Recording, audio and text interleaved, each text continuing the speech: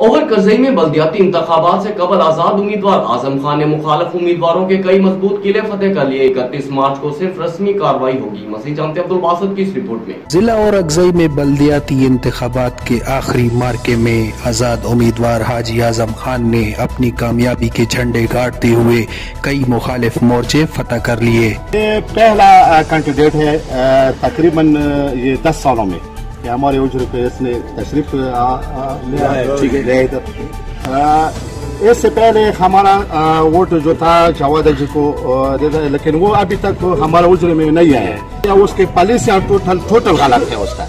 ये एक नेक बंद है, आजम खान है, हमारा बचपन का साथी भी है कि मैं पहली बार ये मोरे उजरे में है। हमारे पठानों का ये एक रिवायत है, उजरों में ये पठानों का जो आज है उसको इंशाल्लाह ये इसलिए इसका सपोर्ट करेंगे कि लोअर औरंगजई के इलाका जात डप्पा हसन गढ़ी सरोबई एमपोश समेत कई इलाकों के अमायदीन ने वादे वईद किए कि वो आजाद उम्मीदवार आजम खान की कामयाबी के लिए सर धड़ की बाजी लगा देंगे, क्योंकि ये नया आदमी है और लोग इसलिए इसको सपोर्ट कर रहे हैं। हम भी सपोर्ट कर रहे हैं।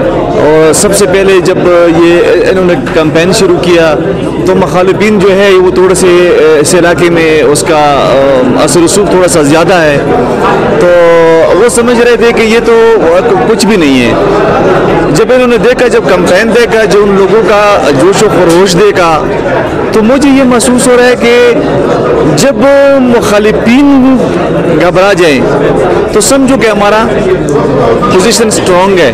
31 मार्च को होने वाले बल्दियाती इंतखाबात से चंद दिन कबल अहम इलाकों से एतमाद हासिल करने का मकसद यकीनी कामयाबी है।